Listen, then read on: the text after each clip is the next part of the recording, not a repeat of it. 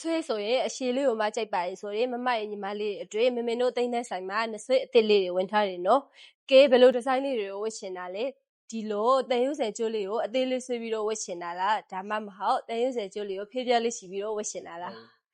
ဖေးပြလေးအောက်မှာစစ်ဖြစ်အသီးလေးပါတာဆိုတော့သူဒီဇိုင်းလေးကအရင်ကမှလှနော်ကဲမမတို့တန်ရုပ်ဆယ်ကျိုးတွေပါတယ်မကြိုက်ဘူးပြောင်းဒီဇိုင်းလေးကိုမှကြိုက်ပါလေဆိုလို့ရှိရင်တော့ဒီလိုဟမ်မာကျိုးလေးနဲ့အသေးလေးနဲ့ဆွဲထားတာကိုယူသူဒီဇိုင်းလေးကဆိုလို့ရှိရင်လေအရင်ကမှချစ်စရာကောင်းပါရဲ့ရှင်ကဲဒီနှဆွဲလေးဆိုလို့ရှိရင်လေစပယ်နဲ့ဖေးပြနှဆွဲလေးနော်သူဒီဇိုင်းလေးကဆိုလို့ရှိရင်လေအရင်ကမှလာပါရဲ့ရှင်မမေတို့တိမ့်တဲ့ဆွေရွှေရင်နာဆိုင်မှာဒီလိုနှဆွဲလေးတွေအပြင်နောက်ထပ်နှဆွဲဒီဇိုင်းမျိုးစုံရှိတာဖြစ်လို့ online ဘောကနေပြီးတော့ဒီဆိုင်ကိုပေါ်လာရောက်ပြီးတော့ဒီစိတ်ကြိုက်မောင်တရားမျိုးမျိုးချမ်းလေးနေတယ်နှွေလေးယူရကြစကားတွေမောင်ရဲ့မင်းရုံမိုးနေတောင်ပြတဲ့မချစ်ရတွေ့